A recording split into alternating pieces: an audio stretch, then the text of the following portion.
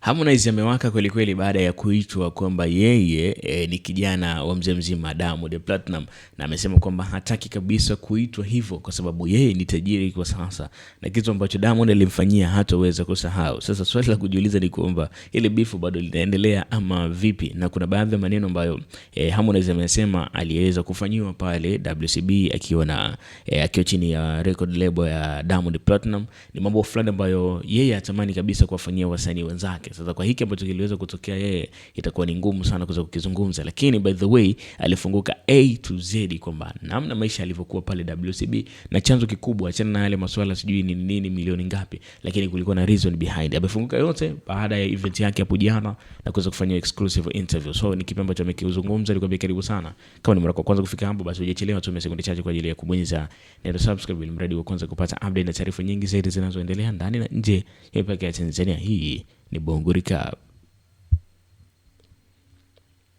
Sasa bana, jana Harmonize alikuwa na event yake makini sana, na ile event bwana ilikuwa inahusisha masuala mbalimbali, vyakula nini fresh, wakaja kufanya interview, na alichokifanya kikubwa zaidi ambacho kimefanya watu wengi zaidi waweze kufuatilia ile event ni kutokana na wito ambao upo, aliweza kumwalika mzee mzima Ali Kiba. Sasa hapo tayari tunaona kwamba kuna connection kubwa sana kametengenezwa kati ya Ali Kiba pamoja na Harmonize, na watu walikuwa so surprised, yani imekuaje akaalikwa moja kwa moja kwenye event kama hii hapa. Yani mambo yamekaa fulani hivi kwenye mtegemeo ambao ni sahihi zaidi, na watu wengi zaidi wameweza kufurahia. Sasa ukiachana na hivyo kuweza kualikwa Ali Kiba, kitu ambacho kiliwavutia watu wengi zaidi ni baada ya Ali Kiba kuweza kurespond ama kukubaliana na kile ambacho kipo, kwa maana moja kwa moja kabisa alikubali na akaingia kuweza kufanya kile ambacho kilitakiwa kifanyike. Sasa hiki ni super excited. Watu wengi walikuwa wanatarajia kwamba siku moja tutakuja kuona combination kali kati ya Harmonize pamoja na Ali Kiba. Alikuwa anakutana, lakini ilikuwa sio such and that. Sana jua ile goma ambayo ametoa sasa hivi utanionea, imekuwa ni miongoni mwa kipatanishi kikubwa zaidi kwenye uhusiano wao kati ya Harmonize pamoja na King Ali Kiba. Sasa mimi niko hapo kujuza kwa kile ambacho aliweza kukizungumza Harmonize, kwamba aliulizwa swali moja akaambiwa Ali Kiba sasa hivi inaonekana moja kwa moja anafanya sana collaboration na vijana ambao wamepita kwenye mikono ya Diamond Platinum. Sasa Harmonize alivyoulizwa tu ile swali, kwanza alishukia, alipaniki, akasema kabisa mimi sio kijana wa Diamond Platinum, mimi ni tajiri, mimi na lebo yangu binafsi, mimi najitegemea, mimi naweza kuokotesha watu. Sasa haya maswala kwanza kuniambia sijui mimi na depend kwa Diamond, unanivunjia heshima, mimi ni brandi kubwa. Aliweza kuzungumza maneno mengi sana, lakini sasa unajua tena ndugu mwandishi anataka afahamu kwa kina zaidi. Akamuuliza, kwa nini unasema sasa hivi wewe sio kijana, hali ya kuwa kukukuza kukotoa track yako ya kwanza umerekodia pale WCB na pia mambo mengine hivi na hivi. Sasa hapo ndipo Harmonize alifunguka mkanda mzima A to Z, lifestyle ambayo alikuwa anaishi akiwa pale WCB Wasafi, na pia maisha yake ambayo yalipelekea yeye moja kwa moja kuweza kuondoka kutoka pale kwenye lebo ya WCB Wasafi na kuelekea kujitafuta mwenyewe hadi finally akatengeneza Konde Music Gang.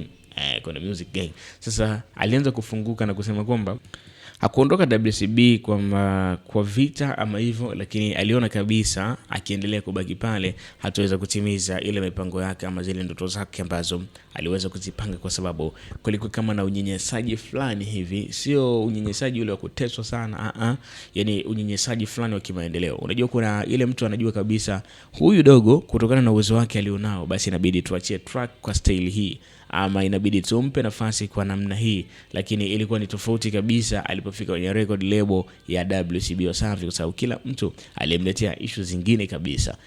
Nyimbo ambazo alikuwa anatoa ilikuwa ni tofauti, akitaka kutoa track ilikuwa ni tofauti na vile ambavyo mikakati yake ipo. Unajua kuna ile unampekea plani, bosi unampa budget, unamwambia bana hii ngoma nataka ishutiwe hivi, iwe hivi, iwe na muundo fulani amazing hivi, yani unamuelekeza schedule yote na kile kitu ambacho kipo, lakini finally yeye anaenda kukifanya tofauti na vile ambavyo wewe una expect ama wewe unatarajia. Sasa tayari ile quality ambayo music ulikuwa unaitaka haiji, na sio kwamba eti anataka anakuboreshia kitu kiwe kizuri zaidi, bali anakiua kile kitu ambacho alitaka ukitengeneze, anavumbua kitu chake. Kwa maana ndio maana ulikuta record label nyingi sana wale wote wanaofanya music chini ya label utakuta basi moja kwa moja unaambiwa kwamba huyu mbona anaimba kama bosi wake. Kwa nini mtu anaimba kama bosi yake? Kwa sababu wakati unaandika track ndio utaenda kuwasikilizisha watu, lakini sasa inapofika kule hawakuambia uboreshe. Yani wanakuambia badilisha, weka kama hivi. Hawakuambia uboreshe kwa staili hii, wanakuambia badilisha, weka kama hivi. Sasa wakati unapokea ushauri, moja kwa moja mnajikuta mnatembea kwenye track moja, kwenye melody moja, na vile vitu ambavyo unapanga wewe vya kwako unique viwepo mule, vile vile wanavivunja, wanataka utembee kwenye flow zao. Ndio bana wote, yani wanamuziki wengi sana ukija kufuatilia, yani flow zao kama zinataka kufanana. Ukiona mwanamuziki yupo kwenye record label alafu flow zinatofautiana, basi ni mara chache sana, kwa sababu wengi flow waga zinafanana. Sasa hapo unaweza kusema behind that reason yeye kuondoka pale WCB aliona kabisa watu wanamuexploit, kwa maana hawampi ile chance ambayo anatakiwa atumie, hawamtumii ipasavyo, na pia hawezi kufanikiwa kutokana na vile. So akaona ngoja tu mimi nijichenge nikatafuta issues zingine. Sasa wakati anataka kujichenga ndio zikaja hizo swala za mamilioni, mapesa, manini, lakini alishukuru Mungu, aliweza kuhustle, aliweza kufight, na finally alikuwa ni miongoni mwa watu ambao wazuri na watu bora sana. Sasa hivi ukisikiza track ya Harmonize lazima utakuwa appreciate, utasema kweli mwanangu huyu mshikaji anaimba sana.